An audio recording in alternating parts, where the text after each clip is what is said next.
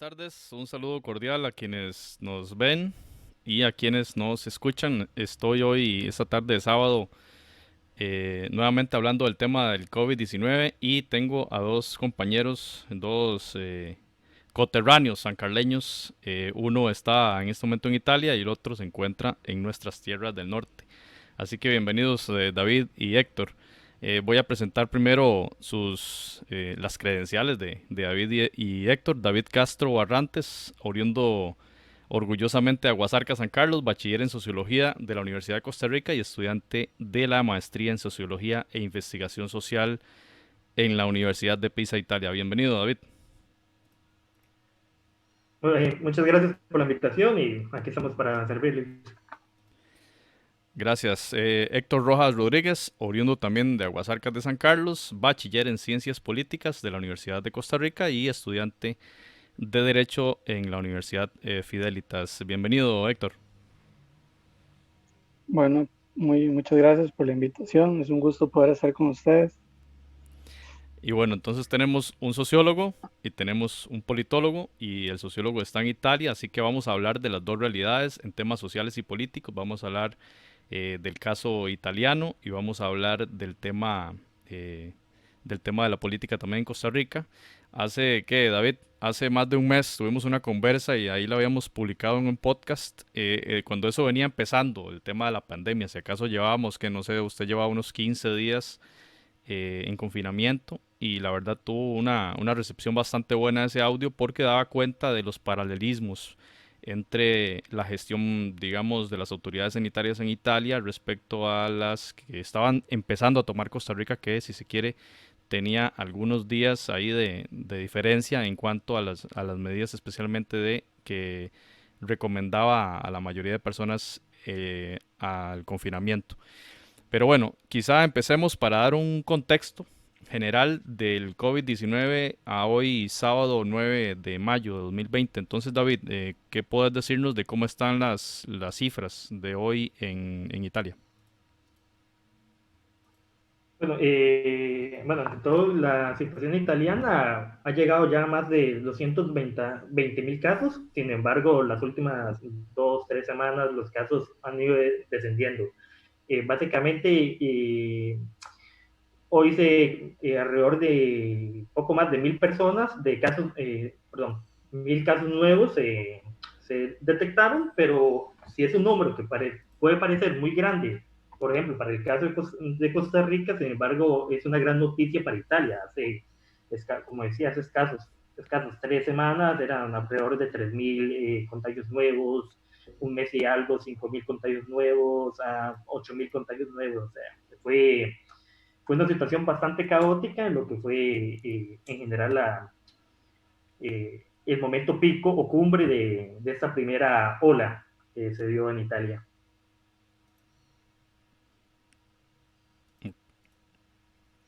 Gracias, David. Sí, veíamos el cambio de los casos de ayer a hoy. Bueno, y aquí tengo yo reportado, bueno, con los reportes de que acaba de pasarnos usted el Corriere de la Sera. 47% de los casos ya se trata de personas recuperadas y eso es un dato bastante alentador si se quiere.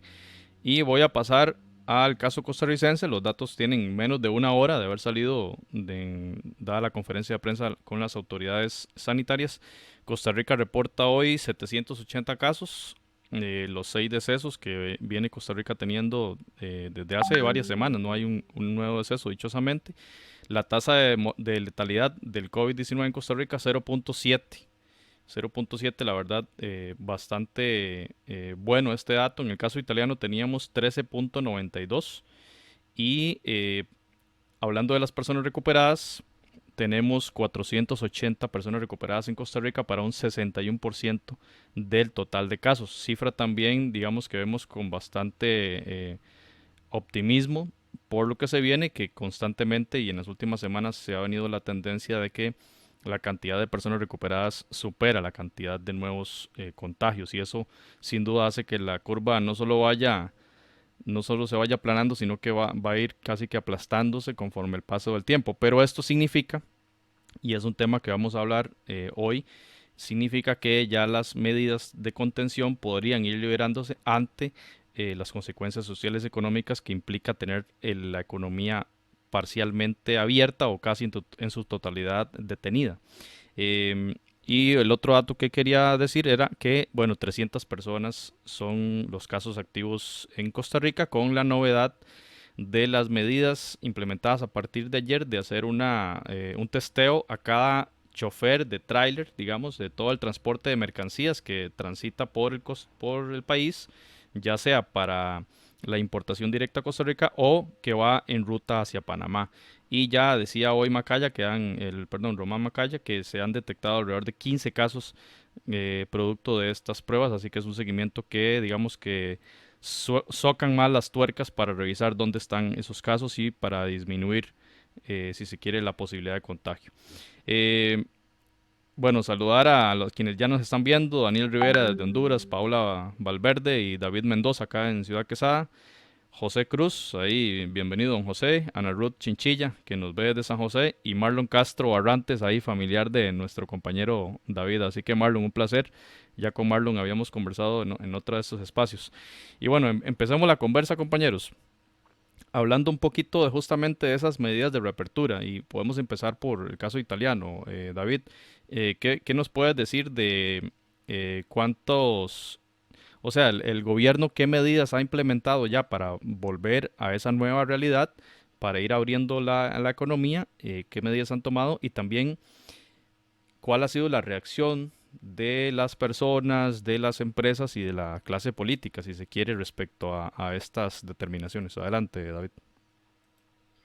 Bueno, lo primero que hay que tener en cuenta es la gran diferencia que presenta Italia respecto a Costa Rica. Estamos hablando que es un país ampliamente o bastante grande en comparación al país, pero sobre todo que no es un país cuyo centro de poder sea tan centralizado como en Costa Rica. Hablamos que si bien hay un gobierno central, al ser tan grande el país se divide en 20 regiones. Y si bien la mayoría de todo el proceso de la cuarentena y de la reapertura han pasado propiamente a partir del gobierno central, hay una cierta autonomía en las regiones, de cada región, perdón, para hacer algunas pequeñas variables. Entonces, por dar un ejemplo, eh, tenemos apenas una semana desde que iniciamos lo que el presidente de gobierno llamó la fase 2,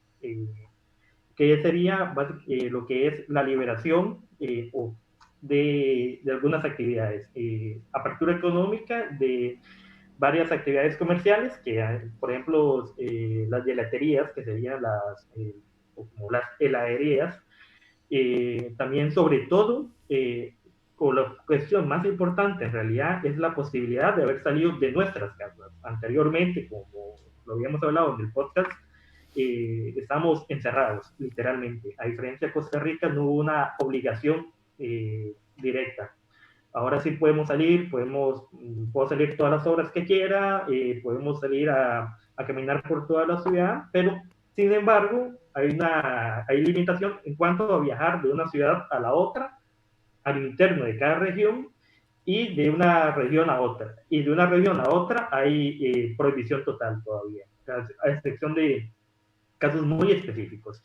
Eh, por dar un ejemplo, el caso que puedo hablar más de la misma región donde estoy, que es la región de la Toscana, que que se ha visto afectada por alrededor de 10.000 casos. Y muchos de estos casos fueron casos importados de la región más afectada, que es la Lombardía, que es donde está la ciudad de Milán. En ese caso, ¿qué sucede con este caso? Que mucha gente, sobre todo en meses de verano, que dentro de poco entraremos en un mes y medio, llegará el verano finalmente, mucha gente del norte tiene segundas casas en Toscana, o en esta región cerca de la ciudad de Pisa, que está es una región costera, y en este momento, desde la misma decisión del gobernador de la Toscana, tiene prohibido la entrada de las personas a sus segundas casas.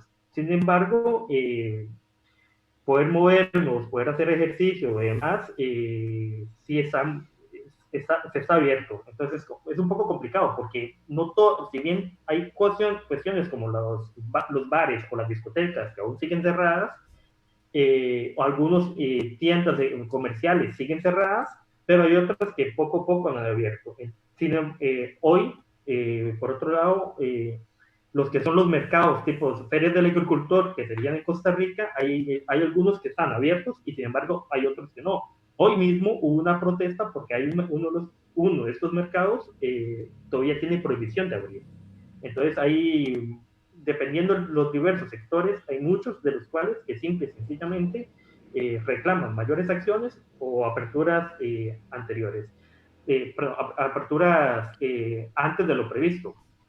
En este destaca sobre todo una parte de la vida social italiana que serían las cafeterías.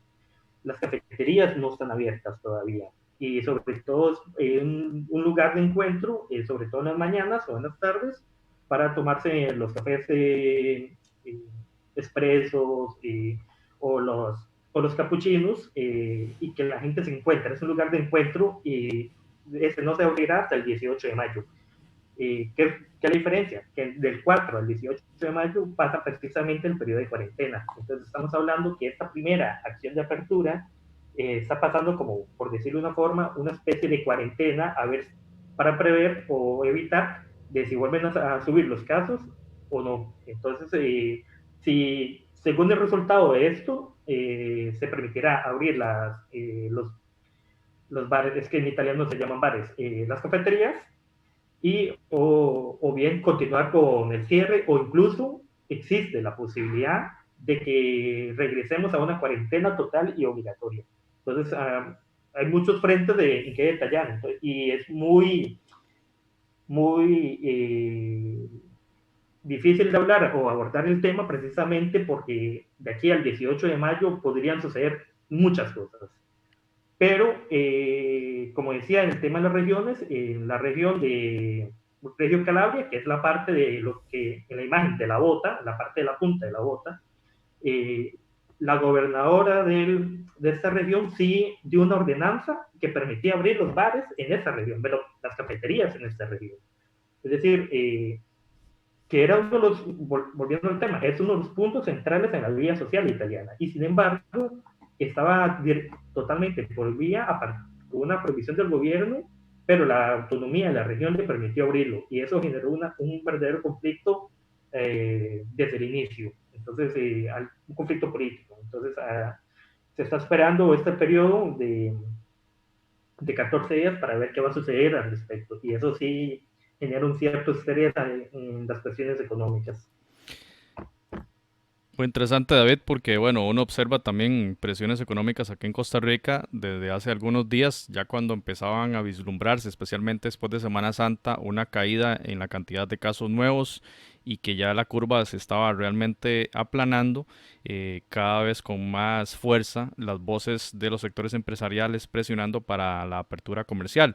Lo vemos hace algunos días en el caso de la gente del cantón de Garavito, donde se encuentra una playa tan reconocida como Jacó, ¿verdad? Muy cerca de la capital, y que hay algunos, incluyendo el diputado Melvin Núñez, presionando para que el Ministerio de Salud les permita abrir la playa al menos 3 horas al día. Y son un ejemplo de algunas de las presiones que hay a nivel nacional. Suponemos que en ese caso que expuso usted, David, del sur de Italia, la gobernadora quizá también tuvo algunas presiones políticas para ello. Pero entonces pasemos a Héctor para conocer su análisis, Héctor, sobre este tema, las medidas que ha anunciado recientemente el gobierno de Costa Rica para ir poco a poco y de forma paulatina abriendo los negocios, y cómo analizas también el tema de cómo han tomado los diversos sectores políticos y económicos estas medidas anunciadas por el gobierno. Bueno, primero que todo, a mí me gustaría como ir relacionando como estilo una mesa de ping pong, ¿verdad? Italia-Costa Rica. Y en ese sentido yo creo que presentan similitudes en cuanto a que los sectores económicos que se han visto afectados por estar encerrados en este tipo de cuarentenas, en ambos países tienen la necesidad de hacer presiones ante las respectivas autoridades gubernamentales. Eso es porque vivimos, sea como sea, vivimos una lógica económica basada en la producción, el consumo, y no podemos pensar en otra cosa que no sea eso, cuando en realidad esta situación nos ha evidenciado que la salud es un bien sumamente importante y es quizá el mayor resultado de enseñanza que nos ha dado esta situación. Ahora, con respecto a las medidas ya concretamente que ha venido anunciando el gobierno, bueno, en materia de apertura de fronteras, no las mantiene cerradas hasta mediados del próximo mes para ingreso de extranjeros, así como lo ha mantenido hasta el día de hoy. Luego, en tema propiamente económico, plantea una inyección de recursos económicos para capital de trabajo y atracción. Algo que me llamó mucho la atención es, no sé si lo viste, es una atracción de inversionistas como de personas que son nuevos, como nuevos jubilados, que traigan sus pensiones al país y que eso va a ayudar a financiar la caja. Supongo que por ahí va el asunto. Sí, me pareció también un poco tirando a futuro, porque las fronteras, como usted lo acaba de decir, van a seguir cerradas hasta el 15 de junio. Entonces sí son medidas como a más mediano plazo. De hecho, el tema de la apertura de los cielos para los pasajeros, eso todavía es algo totalmente incierto. Sí, exacto. Y eso tiene influencia directa en el tema del turismo internacional que recibe el país. Luego, tengo entendido que el lunes se va a iniciar un proceso de reapertura paulatina de todo el sector, de todo lo que tiene que ver con el sector económico, y cómo poco a poco vamos a ir regresando en este país a una cierta normalidad, aunque obviamente no va a ser una normalidad igual que la que teníamos antes del primer caso de coronavirus en el país. Y yo quiero relacionar algo que me llamó mucho la atención, que dijo antes David, y es que en Italia las regiones tienen mucha autonomía, incluso pueden, a lo que le entendí, es que pueden contradecir al gobierno central, y más bien acá en Costa Rica está muy centralizado el asunto. Y más bien yo considero que, porque yo tengo como las dos visiones, ¿verdad? De San José y acá de San Carlos, que es un cantón rural, fronterizo, que claramente no está en el centro del país. Entonces, desde ese punto de vista, yo siento que las demandas de las personas son muy distintas en los dos contextos territoriales. Quizá acá se le pida más a la municipalidad y tal vez institucionalmente la municipalidad no puede responder con la misma forma y con la misma fuerza que se requeriría según otros contextos, como es el caso italiano. No sé si me captan la idea, tal vez ahí estoy como un poco como teorizando, ¿verdad? Pero la idea es esa, como que a veces vemos en ejemplos de otros países, mira, en tal país hicieron tal cosa, porque la magia de las redes sociales hace que tengamos acceso a esa información en otros lados, pero de pronto se nos olvida que tenemos un marco institucional ciertamente rígido, pero es el marco institucional que nos rige a nosotros en el país, y a veces hay cosas que simplemente no se pueden hacer, ¿verdad? Como hablando de el ejemplo que puso David de que la gobernadora de una región al sur de Italia abrió las cafeterías, ¿verdad? Acá, Exacto. sí, digamos, acá no imaginaríamos un alcalde tomando una decisión por sobre el Ministerio de Salud, por supuesto que no, y digamos que las decisiones tienen un alcance muy limitado. Por ejemplo, pensando en el cierre de infraestructura que administra el gobierno local, como serían parques y algunas otras zonas públicas, o, o en esta actuación ya de entrega, por ejemplo, de víveres, ¿verdad? Quizá digamos que sí las medidas de la municipalidad van en otra línea, ¿verdad? Como o la discusión que ha habido en el tema de patentes, qué tanta posibilidad para no cobrar las patentes y permitir, digamos, la dinámica económica mucho más viva. De hecho, el gobierno local del Cantón de San Carlos fue uno de los gestores de ese proyecto de ley tan polémico que está ahora en corriente legislativa que trata sobre entre varias La regla cosas, fiscal. del no cobro o no la aplicación de regla fiscal para los gobiernos locales. Y bueno, uno de los artículos ahí que a mí me tiene un poquito preocupado es el tema del control, porque pedían incluso no estar bajo la tutela del el programa digital de compras institucionales como lo es ICOP. Hasta ahí llegó, digamos, pero viendo las diferencias entre los modelos, ¿verdad? Como acá, en el caso costarricense, sí los alcaldes tienen que acudir al poder, obviamente al poder legislativo, para darle más potestades en ese ámbito.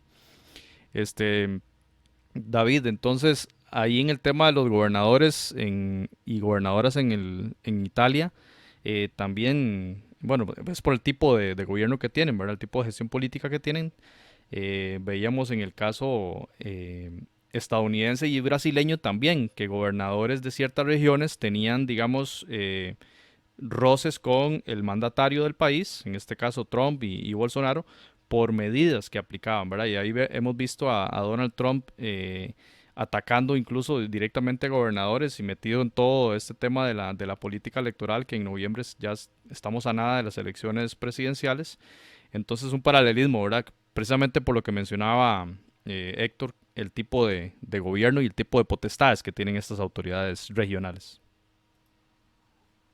No, no, también considerar que son países muy grandes, o sea, tanto Estados Unidos, Brasil, Italia, son países muy grandes eh, que implican también muchas diferencias a lo interno y muchas desigualdades. Bueno, también vale recordar que Italia es un país con desigualdades muy amplias entre el sur y el norte, que se vio muy reflejado, entre otras cosas, porque básicamente mucha gente joven del sur siempre se ha ido a trabajar o a estudiar al norte.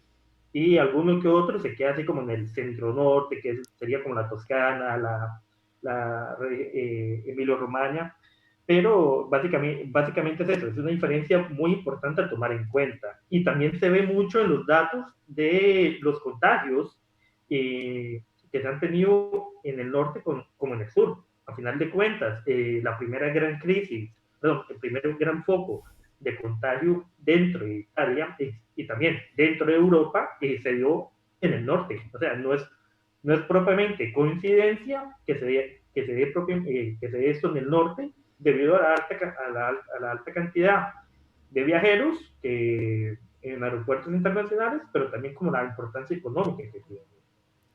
Al tener regiones al sur que pueden tener una cierta autonomía, a diferencia de Costa Rica, que pueden decidir si abren o no abren algunas cosas, acorde a su realidad. Y sin embargo, muchas de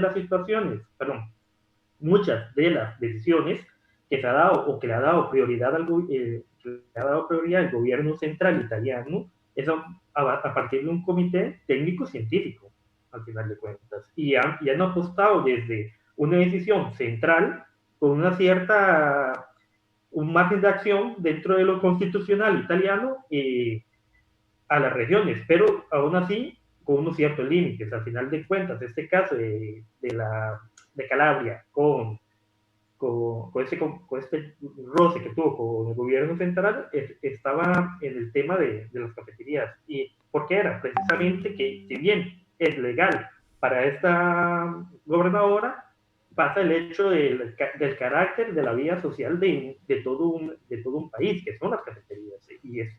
Es decir, no, ahorita mismo no se me viene una idea comparable con la que podría tener en Costa Rica, pero sin embargo es un criterio a tomar en cuenta. Y más que todo, que las regiones del sur, al ser menos industrializadas, al ser ciudades mucho más pequeñas, etcétera, mucha de la actividad económica pasa también por este espacio, que es el espacio de pequeños comercios tipo cafeterías, que regiones además muy tradicionales y sobre todo muy apegados. La cultura italiana es muy apegada al tema de la comida.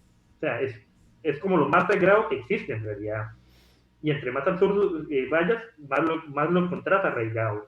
Entonces, la cafetería como espacio de disputa a nivel político a partir de la pandemia se ha tornado un tema que parece cómico, pero también ha sido importante, porque al final de cuentas, vemos el ejemplo de Jacob, el ejemplo del cantón de Garavito, al final de cuentas. Es cierto, ok, básicamente, lo que es la ciudad de Jacob y otros pueblos al lado, viven de la playa, pero si en las playas están cerradas, la actividad de muchos pequeños comercios o medianos se ve afectada. Ahora sí, entra la discusión, bueno, una u otra, o A o B, ¿cómo lo hacemos? Esa es la gran cuestión que hace, o la gran apuesta que ha tenido que tomar el Ministerio de Salud de Costa Rica. Y Y sucede un poco, un diputado de esa provincia, digamos que también ejerciendo presión, ¿verdad?, a las autoridades sanitarias para la reapertura. Y yo ahí quiero terciar para hablar con Héctor en ese tema. ¿Qué tanto, digamos, le haría bien o le haría mal? O sea, le haría bien en el tema económico al sector y los representantes empresariales de ese sector están demandándolo, abrir aunque sea unas horas el lugar. Pero, Héctor, ¿qué tantas disputas pueden abrirse? Que otros alcaldes, por ejemplo, en la provincia de Guanacaste o en mismo Limón, qué sé yo, en Talamanca, que hablen con el ministro o presionen al ministro para, si Garavito logró abrir las playas, también yo lo puedo hacer o no, ¿verdad? Entonces, ¿qué disputa podría haber ahí? ¿Qué posibilidades ves, Héctor, que pueda suceder? Exactamente, yo creo que no sería conveniente que para un caso específico se den unas situaciones específicas, debería ser general. Es decir, si la situación no amerita que se abran las playas en un lugar, no amerita que se abran las playas en el resto del país. Ahora, yo creo que desde ese punto de vista, si algo ha caracterizado al actual ministro de Salud es eso, que él no es como muy, ¿cómo decirlo? Muy políticamente correcto. Él me parece que es bastante firme en sus decisiones hasta el momento y no creo que él eche para atrás así tan fácil ante presiones de ese tipo. Vea usted que no lo ha hecho con el tema de la reapertura del campeonato de fútbol, que ese es otro sector que ha presionado Mucho. y, y de ahí todavía no tenemos fútbol, ¿verdad? Efectivamente, y bueno, fue muy polémica una de las declaraciones del doctor Salas cuando decía, vamos a ir abriendo poco a poco y a ver qué pasa. Y a ver qué pasa. Uh-huh. Y ahora lo decía David, que en Italia podrían retroceder y ha sido parte del discurso también del ministro Salas, en el sentido de que vamos a ir abriendo paulatinamente y conforme veamos que la curva va a ascender a más velocidad, pues iremos echando para atrás y posiblemente, como dijo David en el caso italiano, en determinado caso tendremos que regresar hasta el confinamiento que vivimos en Semana Santa, que fue para mí el más agresivo, digamos, las políticas más, si se quiere, más agresivas. Vamos a saludar a Anthony Acuña, a Melanie y, bueno, a Daniel Rivera, nueva cuenta desde Honduras, y al profesor Randall Blanco, que está también en la sintonía, profesor de la Escuela de Sociología. Un gran placer que nos esté viendo, don Randall. Y bueno, compañeros, podemos también dar ese salto al tema de esos regímenes políticos. Héctor, tal vez usted nos dé un poquito de luz en ese tema, y ya lo adelantaba David, ¿verdad? Estos modelos distintos de gestión política, determinados por supuesto por historia de los países y como decía David, por los grandes tamaños y las diferencias territoriales y geográficas de estos países que tienen esas figuras, digamos, de gobernadores y diversos modelos de gestión, pero también en el tema de la toma de decisiones. Acá lo vimos en Costa Rica con una asamblea, un congreso trabajando a toda velocidad como nunca antes lo había visto. O sea, el tema de las vacaciones de Semana Santa ni se habló, ver el Congreso en plenario un viernes, incluso un sábado, cosas nuevas para mí realmente. Como que hubo cosas muy diferentes, ¿verdad? Frente a países con regímenes parlamentarios. Héctor, tal vez podamos entrar ahí en un análisis de estos diferentes modelos o regímenes políticos y cómo podrían incidir en una crisis sanitaria como la que vivimos. Bueno, primero que nada, sería bueno establecer esas grandes diferencias que hay entre el sistema parlamentario y el presidencialista. En el sistema parlamentario, que es el típico de los países europeos como Inglaterra, Italia, España, que son como los ejemplos clásicos, el Parlamento es la principal instancia legitimada democráticamente. Y para conformar gobierno, que es el poder ejecutivo, se necesita que haya una mayoría legislativa con capacidad de consolidar la conformación de ese gobierno. Y por otro lado, en el sistema presidencialista son dos totalmente, los dos poderes están totalmente separados uno del otro. Tan es así, en términos prácticos, que en un sistema presidencialista hay dos papeletas, una para elegir al presidente de la República y la otra papeleta para elegir los diputados. En el sistema parlamentario eso no funciona así exactamente. Ahora, ¿qué? Yo un día me estaba preguntando si realmente había una diferencia en la capacidad de gestión y de toma de decisiones en términos de la diferencia de los distintos regímenes políticos que hay, ¿verdad? Que son estos dos. Realmente no podría decir que el presidencialista o el parlamentario está haciendo mejor las cosas. Simplemente que hay un tema de cultura política y ahí tal vez podría devolver la pelota al campo sociológico, ¿verdad? Y sacarlo un poco del institucionalismo propio de la ciencia política, ¿verdad? Ir más allá de los aspectos meramente políticos y más a lo social. ¿Por qué? Porque a mí me parece que en América Latina, derivado de esa historia de caudillaje, ¿verdad? De que elegimos a un líder y ese líder es el que es el presidente y le depositamos una esperanza a ese líder de que va a ser capaz de con una varita mágica resolver nuestros problemas. Y en cambio, en el sistema parlamentario eso casi no se ve porque, como dije anteriormente, usted necesita gobernar con el parlamento necesariamente y con ese parlamento como esté conformado, con las fuerzas políticas que esté conformado, ¿verdad? Y al caso de Alemania, que ella, la presidenta, bueno, la canciller Angela Merkel ha sabido mantenerse 4 periodos consecutivos, unas veces aliadas con los cristianos, otros con los más liberales, ¿sí? Y sin embargo, lo que quiero decir es que en los regímenes parlamentarios, en las culturas de las personas de esos países con regímenes parlamentarios más bien, no hay como esa lógica tan de caudillismo, ¿verdad? Aunque ciertamente sí lo puede haber, pero no en el sentido latinoamericano del término. Eso es lo que voy, ¿verdad?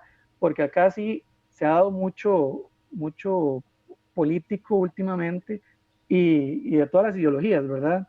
Desde la izquierda hasta la derecha, que tanto en México o en Brasil, que son tras de eso los dos países más grandes e importantes económicamente de América Latina, están gobernados por presidentes que detrás de ellos había como una lógica de caudillismo, ¿verdad? Y una retórica de que ellos vienen a salvarnos, ¿verdad? Y sin embargo, al parecer, la evidencia lo está demostrando, no están tratando esta epidemia con la seriedad y la rigurosidad técnica y científica que se requiere en este caso, ¿verdad? Entonces, ya haciendo ese preámbulo, más bien yo les devuelvo la pelota a ustedes. ¿Ustedes creen que realmente exista una diferencia o realmente la diferencia esta entre el sistema parlamentario y el presidencialista genere una diferencia en la toma de decisiones o es simplemente una variable independiente? ¿Cómo lo analizan ustedes? David, ahí le tiraron la pelota.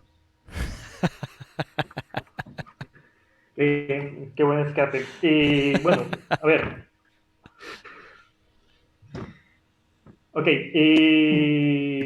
Sí, como Héctor lo mencionó, al final de cuentas depende mucho de la cultura política del país propiamente, porque si hablamos del temas o temáticas como caudillismo, el mejor ejemplo de caudillismo y sistema parlamentario tenemos el caso español, a final de cuentas, porque a final de cuentas España, 40 años que son, al final de cuentas, es ayer. Hace 40 años aproximadamente se terminó el franquismo y apenas regresó la democracia, como lo llaman, y sin embargo tenías toda una división muy fuerte entre el Partido Socialista y el PP, que eso hasta ahora cambió a una cuestión más multipartidaria hasta hace relativamente poco, hasta por la crisis económica de hace 12 años. que eso marca un poco, digamos, esa diferencia y que a ver, ¿cómo lo digo? Que llegó hasta ahora, en realidad, que era una verdadera crisis. Hace un año aproximadamente, el último año, año y medio, España fue hasta 4 veces a votar por lo mismo, porque no se ponían de acuerdo para formar gobierno. Así de simple. Y eso es lo que pasa un poco también con Italia, pero a partir de otra lógica, que es a partir de una lógica post-crisis. O sea, más bien el tema de la situación italiana a nivel o el sistema político de la toma de decisiones en el caso italiano responde a una crisis que los golpeó muy fuerte y sigue golpeando. Ya lo había comentado con José tiempo atrás, que los jóvenes italianos estudian y se van. O sea, simple y sencillamente se van y basta con salir a la calle. Yo salgo aquí, conozco a alguna persona y usualmente 7 de cada 10 y probablemente ahora, después de esto, aumentarán. Me dicen, mi esperación es irme. He conocido gente que ha terminado y lo siguiente que sé de ellos están afuera del país, sea en Londres o sea en Alemania. Pero es eso, la aspiración es eso. Si no llegas al norte de Italia, te vas aún más lejos. Que es la situación económica de Italia. ¿Podrá empeorar? Totalmente. De hecho, es uno de los países que se ve más afectados a nivel económico y eso profundirá aún más las desigualdades al interno de Italia. No solo norte-sur, sino las distintas grupos de edades, distintos grupos educativos, distintos grupos económicos, etcétera, y que podría darle un refuerzo al eterno problema italiano, que es el tema de las mafias. David, Entonces lo que hablaba ahora Héctor del caudillismo, bueno, y el caso de Brasil, ¿verdad? Es increíble, ¿verdad? De cómo llega al poder Bolsonaro y en una crisis de estas, donde ha sido él una persona que ha desdeñado por completo los criterios técnicos, la ciencia, ¿verdad? Ya sabemos, digamos, la rama política o la vertiente política de dónde proviene, un paralelismo bastante fuerte con Donald Trump, ¿verdad? Gobiernos que, bueno, han, digamos, que defendido más ciertos sectores, especialmente el económico, que, digamos, el apoyo al criterio técnico. Tan así es que hay una crisis política interna en Brasil y termina despidiendo o renunciando, no sé qué pasó al fin de cuentas con el ministro de Salud, en plena crisis de COVID-19, un cambio en el mandato, cosa que también pasó en Nicaragua, si no mal recuerdo. Entonces ahí también esas figuras del caudillismo. Y quería preguntarle, bueno, y cómo se maneja, cómo gestiona esto ante una cosa que le supera enormemente, porque se convierte, y quizá hay respuesta a la pregunta que hacía Héctor, en un tema técnico, ¿verdad? Quizá la diferencia de los regímenes quizá pueda alterar o incidir más en ese tratamiento post pandemia, ¿verdad? En la parte social, cómo reactivar la economía, qué tan rápidas son las decisiones o no, pero que en el tema de la atención de la emergencia sanitaria sí hay que abocarse completamente al tema técnico. Quería preguntarle en ese caso a David si en Italia alguien ha asumido esa figura de la persona que va a liderar el proceso, como en Costa Rica lo hemos visto, no con la figura del presidente de la República, sino con el ministro de Salud, ¿verdad? No sé si en Italia, David, si es posible identificar una o dos personas que lideren un proceso hacia la atención de la crisis como tal. aquí hay que tomar en cuenta dos situaciones italianas que han pasado muy recientemente, que es el último cambio de gobierno, es mucho más complejo. O sea, a ver, vamos por partes. El sistema italiano es un sistema parlamentario. Sin embargo, el sistema italiano es uno de los pocos, o mejor dicho, de los gobiernos que se conforman, duran muy poco en realidad. Estamos hablando que es un sistema que se crea después de la Segunda Guerra Mundial y en básicamente 70, 75 años han habido casi que un gobierno por año. Es decir, porque se quiebra el pacto político, se crea un nuevo pacto político y el último pacto político que se quebró fue precisamente el año pasado y precisamente por una figura caudillista que estaba en el gobierno, lo que es Matteo Salvini, que es una figura no muy lejos, no sé quién es más, no sé cómo decir una palabra no insultante, no sé quién es más activo a nivel mediático. Es que al final de cuentas es eso, no sé quién es más, porque me miseria, no sé quién es más mediático constantemente, si Bukele o Salvini. Salvini, cuando fue ministro del Interior, simple y sencillamente no trabajaba, salía a hacer Facebook Live mientras tenía que estar trabajando, cuando tenía reuniones. Y ojo esto, hace menos de un año Salvini quebró y creó una crisis de gobierno en pleno verano, en plenas vacaciones de verano.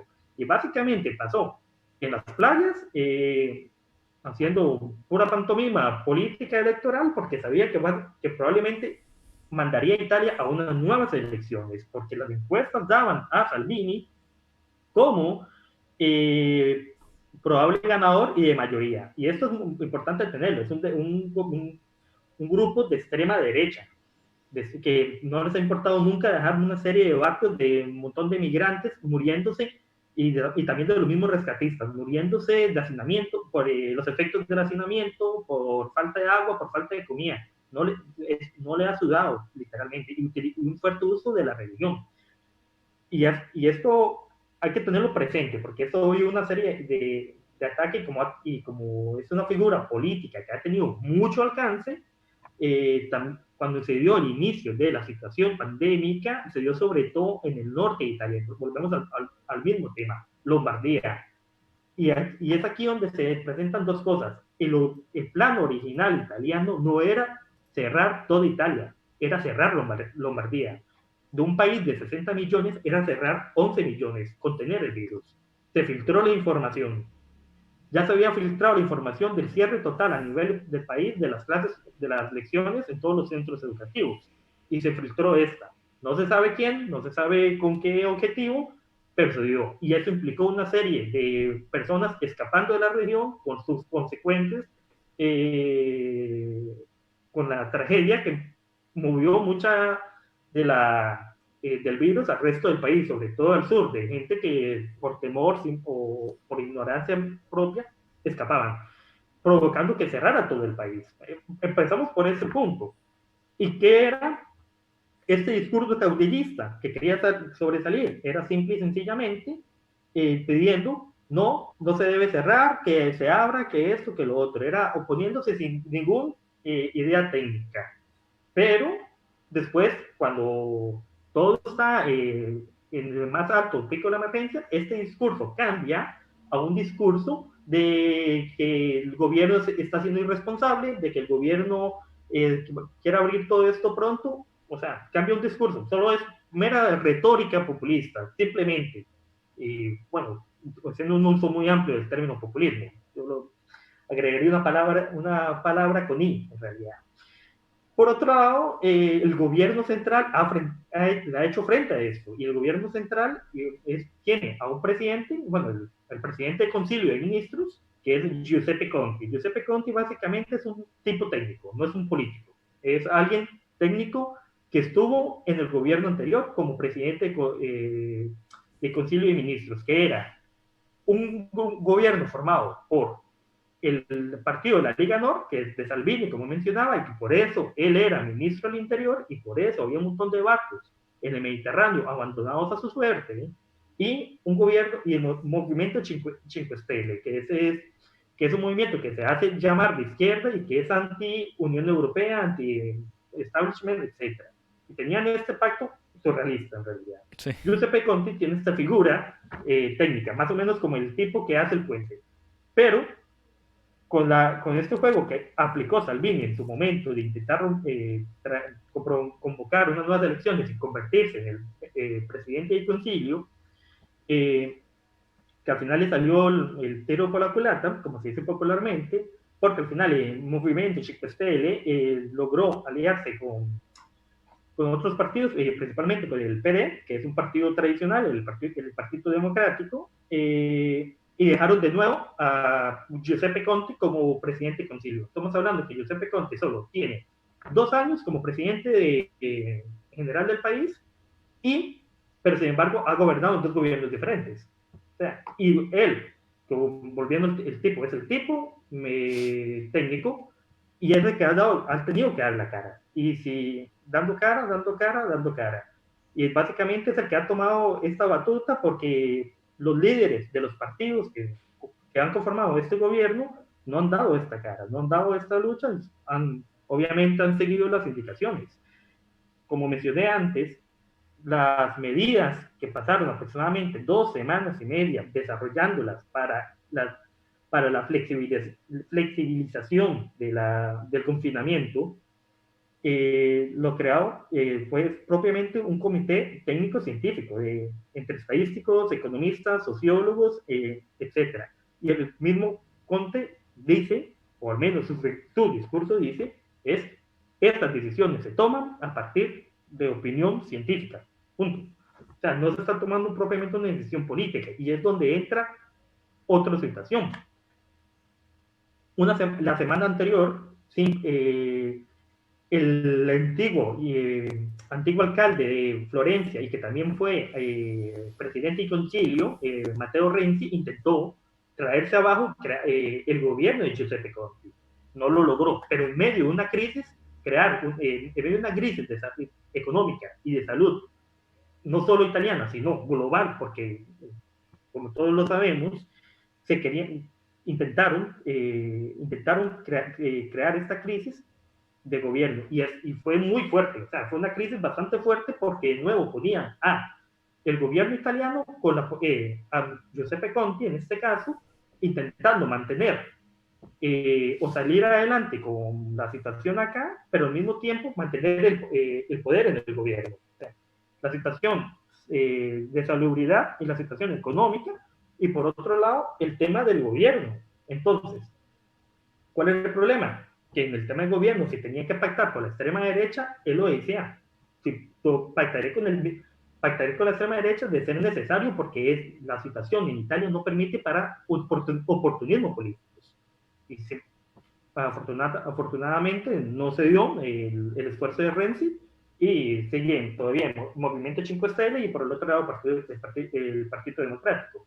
Pero sí, básicamente ha sido un contexto político fuerte. Sí, y que da cuenta que la política sigue muy activa, aún más, y no hay tregua ni siquiera en una crisis pandémica, en una crisis sanitaria mundial, lo cual es muy interesante ver conocer esos relatos de David de esos momentos políticos tan intensos en Italia, en la lucha por el poder, más allá de la situación en la que miles de personas, casi 30.000 personas han muerto en el país europeo.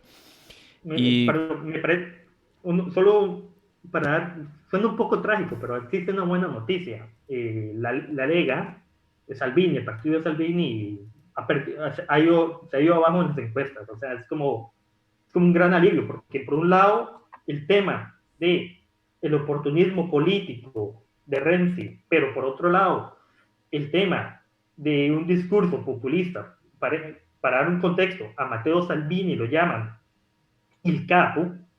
Esos son palabras mayores en Italia, palabras mayores. Estos días, este fin de semana se celebra el fin de la Segunda Guerra Mundial en Europa. Y eso implica también dos cosas: la caída del fascismo y del nazismo, pero el fascismo italiano, de 20 años de fascismo italiano, y también de la monarquía italiana.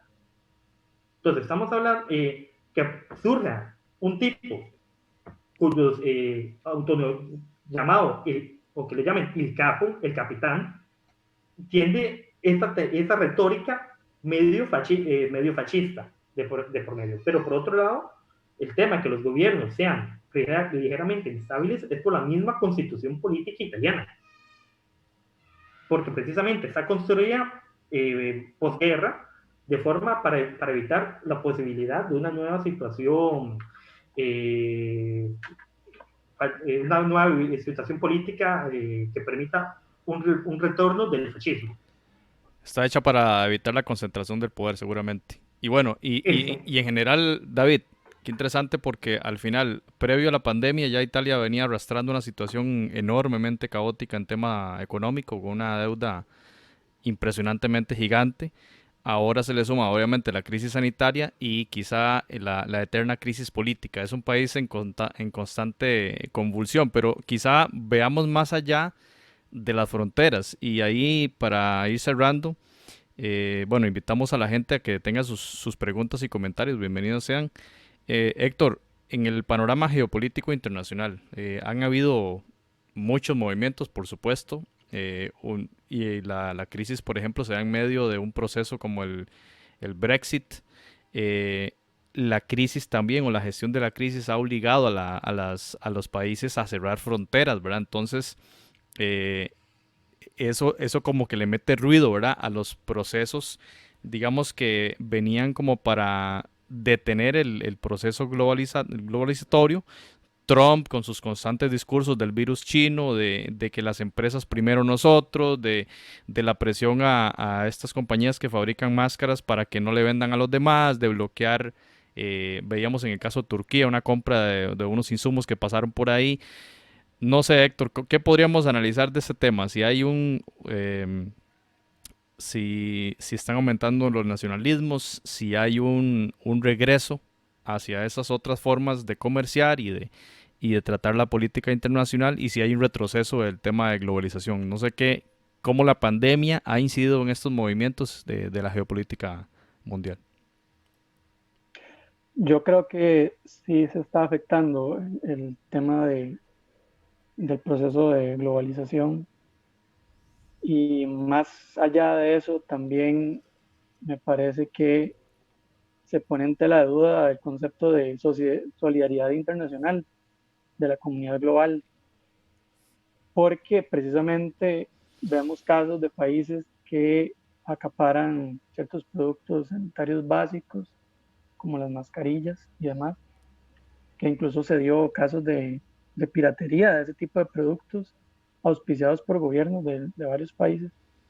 Entonces, claro, eso no pinta bien, ¿verdad? Y por otro lado, se ponen muy en cuestión las organizaciones internacionales o los organismos multilaterales como la Organización Mundial de la Salud, en la que en media pandemia Donald Trump le quita recursos a la organización, y por ahí uno ve discursos en redes sociales. Yo sé que no son el mejor fuente de información, pero por lo menos para catalizar un poco la opinión pública, y uno ve que la gente este, está, por decirlo así, cabreada con la ONU, con la OMS. Lo curioso es que el multilateralismo en temas así de salud, de derechos humanos, se está poniendo en tela de duda, se cuestiona. Pero ve qué curioso, nadie cuestiona el multilateralismo en materia de comercio, nadie, o sea, todo el mundo dice, cerremos la frontera para que nadie entre acá, pero nadie dice, no, que aquí no entren el arroz importado de Brasil, porque tenemos que consumir lo nuestro. O sea, ese doble rasero es el que a mí yo he notado que se ha desatado en estos días. Y, y me parece que con respecto al comercio internacional, es tiempo de entender que las cadenas globales de valor se están interrumpiendo. Es tiempo de entender también que los países, en razón de eso que decía antes, de la solidaridad internacional, se están volviendo egoístas. Incluso ya Rusia, un gran productor de granos en el mundo, prohibió la exportación de trigo. Y entonces, y más bien los precios de los granos básicos como el arroz y los frijoles están yendo hacia abajo, y sin embargo sale el ministro de Agricultura a defender la producción nacional, inmediatamente salen, para utilizar un término que estamos usando en España, las cloacas del Estado, a pedir la renuncia al ministro porque está diciendo lo que nadie se atreve a decir, ¿verdad? Porque él está diciendo algo que está tocando algo que hasta ahora ha sido tabú.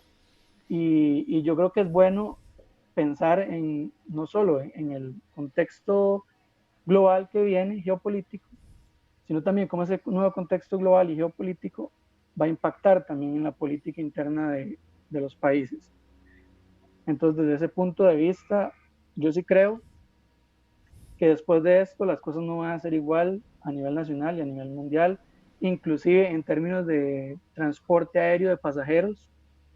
Me parece que ya uno, yo he tenido la posibilidad de viajar y, y me acuerdo que cuando podía viajar, no, hace muchos años, este, uno nunca tomaba previsiones de tipo sanitario, así como lavarse las manos y esas cosas. Y yo creo que ahora sí va a ser como más estrictos los, las requisas sanitarias en los aeropuertos, me parece.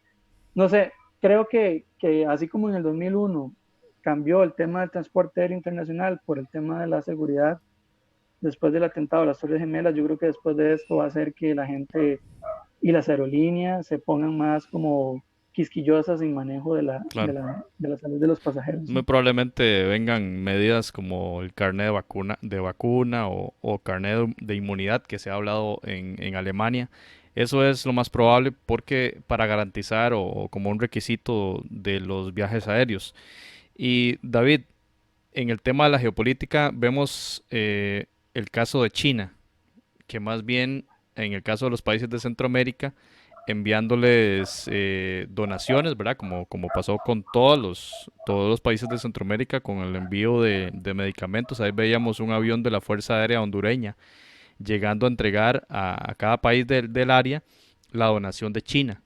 Creo yo que hubo médicos chinos también en Italia, si no me equivoco. Con las autoridades costarricenses han habido videollamadas para intercambio de información muy importante. Entonces China emerge como un actor muy fuerte y como ese gigante que por supuesto lo golpeó la pandemia, pero que no lo debilitó fuertemente. Esa es la imagen que uno se lleva de China y cuando uno ve las noticias desde allá, que sí, la provincia de Hubei fue la que sí hizo un confinamiento obligatorio y total, pero otras áreas del país no se detuvieron. La economía no se detuvo del todo en China. Y mientras tanto ve gigantes o potencias como Estados Unidos que sí se ven bastante debilitadas, tanto en temas sanitarios como la lucha interna en pleno proceso electoral y la lucha interna también por el debilitamiento del sistema de salud pública. En general, la imagen china queda muy diferente o mejor posicionada que la imagen de una potencia como la de Estados Unidos. David, no sé qué análisis puedes hacer de este juego de la geopolítica en plena pandemia del COVID.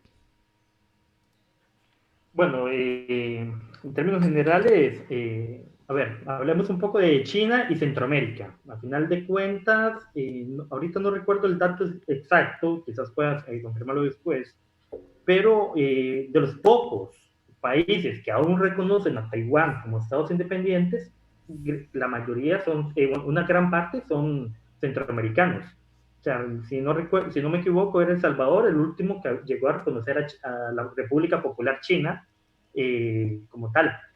Y no sorprende el hecho de que haya un interés chino en Centroamérica en, en la donación de equipos, pero también ha habido donación a otros países, que es la capacidad china, que sigue siendo la gran fábrica a nivel mundial, a pesar de que había tenido un repunte, un cambio hacia temas, a temáticas más tecnológicas, la fábrica, o sea, la fábrica media, perdón, la fabricación de ciertos productos relativamente básicos aún se dan en China, o gran parte en China. Eh, en ese caso, la imagen de China está ganando, bueno, a nivel geopolítico se debería de ver. No es extraño propiamente que Estados Unidos esté en plena campaña electoral, pero atacando fuertemente a China y acusándolo absolutamente todo y básicamente en realidad sin mostrar ninguna prueba, al final de cuentas.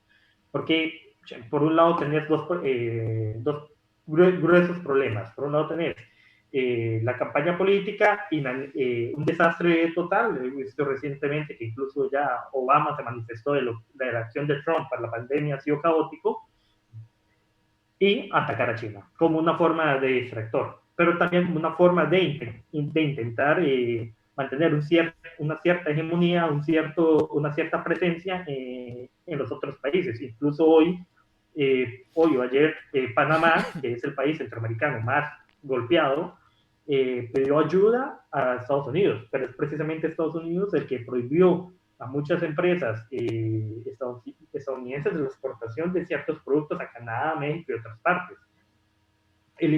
Lo que mencionaba Héctor anteriormente sobre ese canibal, entre comillas, o lo parafraseo, canibalismo, ese robo de materiales que se presentó, pero se dio peor aún dentro del contexto de la Unión Europea. Países que son ambos, dos, tres países que son de la misma Unión Europea, se vieron afectados por esto. La República Checa bloqueó el traslado de mascarillas a Italia en pleno pico de la pandemia. Se dio. Que lo mismo con a Francia, lo mismo España también, por ejemplo. Pero también al mismo tiempo ha habido, o esto llega en un momento de crisis que presenta la Unión Europea. ¿Qué va a pasar con la Unión Europea? ¿Saldrá fortalecida o no saldrá fortalecida? Resulta que todo eso, que Francia, España, Italia, son de los países más importantes de la Unión Europea, pero a nivel económico muy golpeados por la pandemia, y ya, bueno, Italia, España estaban ligeramente golpeados anteriormente, han pedido a la Unión Europea poder sufragar o crear deuda, los llamados coronaeuros, comprar deuda, coronabonos también se llama. coronabonos, sí, gracias, coronabonos para financiar la deuda, pero que se pague a partir del conjunto. ¿Quién se ha puesto? Precisamente países como Holanda y la misma Alemania. Eso está generando un conflicto interno dentro de la Unión Europea y sin embargo ahí está China haciendo presencia. Sí, sí, en un contexto, es decir, el gran ganador de momento está siendo China, de momento, pero más adelante, ¿cómo es que se hará al final? Y esos roces internacionales de bloquear medicamentos, de bloquear equipo, también se han manifestado roces de diferentes formas, como pasó recientemente esta semana con Nayib Bukele en Centroamérica, dando algunas declaraciones respecto a la cantidad o al método en que Costa Rica realiza las pruebas. Yo le decía a mi amigo Marlon, justamente, ojalá que esto no escale a la escena de la Cancillería, y escaló a la escena de la Cancillería, un pleito que, bueno, básicamente yo lo reduzco a redes sociales, pero que, bueno, ese es como el pedestal que ha asumido Bukele, y que como este tema en plena pandemia también debilita las relaciones internacionales. Aquí tengo que hacer una aclaración. Antes mencioné lo de los equipo chino que llegó en los aviones de la Fuerza Aérea hondureña. Me dice Daniel Rivera desde Honduras que esa ayuda era del BCIA y es correcto. Esa era una donación del BCIA comprada a China, pero en el caso costarricense también la autoridad sanitaria local hizo también compras de productos, como todo el mundo está comprando productos en China, y parte fue también una donación. Daniel justamente nos hace una pregunta, entonces tal vez Héctor si nos puede brindar un poquito de luz al respecto. Dice Daniel, ¿están los gobiernos tanto de Italia como de Costa Rica conscientes de que sea probable volver a una etapa de confinamiento en caso de que exista un repunte de casos? Mencionando que son dos países que ya tienen la apertura económica paulatina en proceso. Yo creo que sí, porque ya se está dando una advertencia de que si se nos va la mano en el proceso de reapertura, los casos de contagio se pueden volver a tener esa escalada de incremento como tuvo en marzo y en abril para el caso de Costa Rica. Tengo entendido, y me corrigen si me equivocan, pero Costa Rica todavía no ha tenido transmisión comunitaria, que creo que eso es más ventajoso en la posición de Costa Rica que con respecto a Italia. Italia sí la tuvo, que ese fue el gran problema con Italia. De hecho, el propio David, en otras ocasiones, me ha mencionado que el problema de Italia fue ese, que en un puro principio se empezó a generar el brote en una zona que era muy pujante económicamente, entonces no querían hacer el cierre de forma tan rápida, y cuando dejaron pasar los días, el problema se hizo demasiado insostenible. Entonces creo que todo gobierno sensato, atendiendo a la técnica y a la ciencia y a la evidencia, debería tener presente eso de que no se puede ya decir que hasta aquí llegamos y ya relajémonos y vámonos todos para la supuesta normalidad que viene, ¿verdad? Porque más bien si bajamos las defensas, bueno, o la guardia más bien, este, probablemente podríamos llegar a tener casos así dramáticos como lo que pasó en Italia, ¿verdad? Y que se habla que el gran epicentro de la pandemia ahora pasará a estar en Brasil, donde los casos han subido de una forma acelerada en estos últimos días. Y hemos visto imágenes lamentables en Ecuador, especialmente en la parte de Guayaquil y en la región de Loreto, en Perú, también un repunte de casos muy importante. También se habla, y especialmente en redes sociales, porque la información oficial en Nicaragua es bastante distinta a lo que dicen las redes sociales, de que el pico de contagios se viene para Nicaragua en próximas semanas con el tema de la frontera de Costa Rica tan porosa y también de que al no haber transmisión comunitaria en este país, esté el riesgo de ese contagio por las personas que vienen y que cruzan de forma irregular la frontera. Han habido detenciones, es importante para quienes nos ven desde otros países. Han habido esta semana detenciones bastante digamos, de grupos grandes de personas en camiones, inclusive de personas que trabajan en fincas agrícolas que tienen, digamos, tienen propiedades en ambos lugares de la frontera, ¿verdad? Que en cierta forma también eso es un tema de cómo se gestiona el territorio, ¿verdad? Porque hay grandes Ujú. empresas que tienen allí, digamos, control de territorios muy, muy importante. Bueno, hay muchísimos temas que se quedan en el tintero, ya llevamos más de una hora, yo creo que ya va a ser hora mejor de cerrar por acá y podemos conversar, si lo tienen a bien los compañeros, en un futuro cercano nuevamente para mayor tema. Esto va para muy largo. Eh, Hay que esperar a ver qué van a pasar con estas medidas y quizá en algunas semanas podamos hablarnos de nuevo. No sé si David, querés dar una reflexión y un mensaje de cierre. Bueno, dejemos un poco la reflexión atrás, de lado. Dos cosas. El tema de Bukele, para agregarlo, me he picado. Bukele es un vivo ejemplo de lo que es crear de la nueva gran situación. The Economist lo llamó, podría ser el nuevo dictador, el primer dictador millennial. Bueno, no me gusta ese término millennial, pero bueno, utilicémoslo. Es la forma, lo Bukele es como el mito creado, como el mito del caudillismo creado a partir de redes sociales intenta sostenerse. Y cuando se ve la conferencia a él, es muy evidente que intenta manipular, eliminando Panamá por un lado y a decir argumentos sin bases. Entonces, tenemos esta situación salvadoreña ahí de promedio, porque días antes ya había admitido que el sistema está a punto de colapsar dentro de Salvador.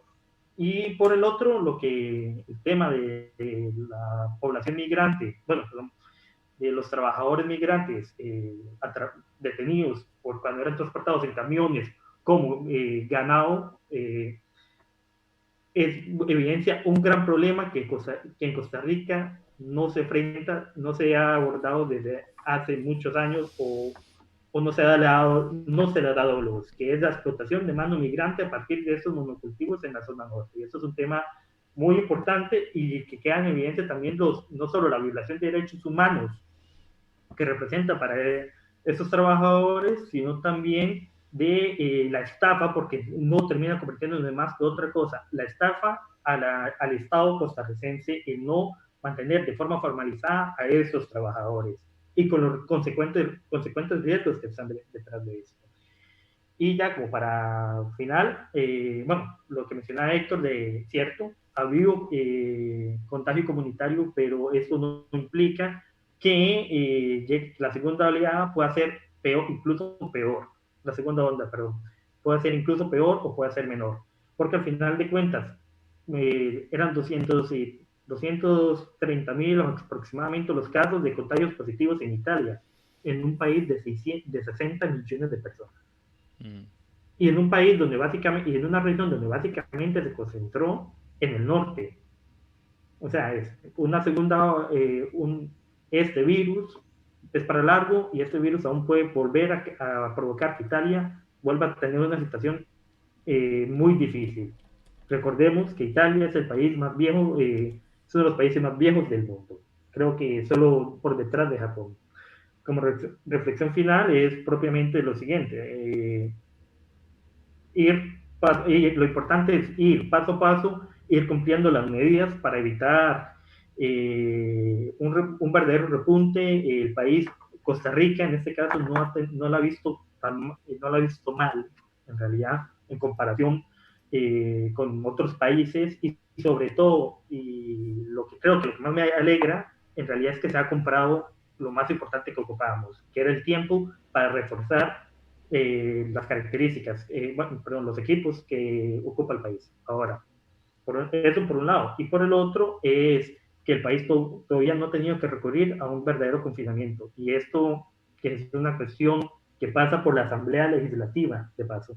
Entonces, que era una cuestión que se pedía desde antes, que no venía al caso, o pura politiquería. Entonces, es pedir a la gente, indistintamente de los países donde estén, es mantener las distancias adecuadas, de mantenerlas para ayudar un poco en lo que se pueda, porque ya algo es algo al final de cuentas. Y sobre todo estar atento de ver cómo se mueve y si quieren apoyar a nivel económico sería un poco más el consumo local en lo que se pueda consumir a nivel local. Gracias David por la participación Gusto. y lo esperamos en otra conversación que podamos tener en el futuro. Y sobre eso que usted hablaba de la posibilidad de que una segunda ola pandémica sea tan fuerte como la primera o aún más, dando los datos de cifras de contagios versus población, lo vemos en el caso sueco de una gestión de absoluta libertad. El virus haga lo que quiera.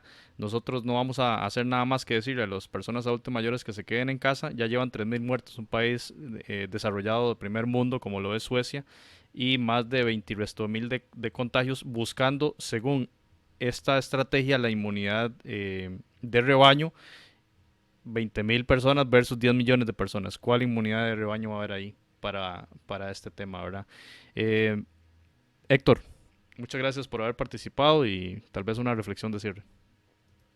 No, muchas gracias a usted por el espacio. Me ha encantado, la verdad, sacar unos ratos del día para tener esta conversación. Y como reflexión final, dos cosas. La primera, que esta pandemia a nivel de país ha demostrado la importancia de tener un sistema de atención sanitaria fuerte, con un acceso a la salud universal para todos los habitantes de este país. Y también que nunca antes había sido tan fácil y a la vez suena complicado aceptarlo, tan fácil salvar al mundo, en el sentido de que nada más hay que lavarse las manos, guardar distanciamiento social, no saludarnos de beso ni abrazo y seguir con mucha atención y mucho cuidado los criterios técnicos de la ciencia. Creo que esas dos cosas que acabo de mencionar son las que han hecho que de momento Costa Rica tenga los datos que tiene hasta el día de hoy.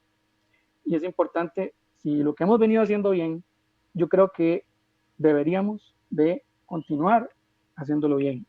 Y para terminar, también a uno le gustaría que existiera una especie de nacionalismo bien entendido, en el sentido de que más bien nosotros como costarricenses proyectemos estas cosas positivas que tenemos a nivel de institucionalidad y las compartamos con el resto de la humanidad.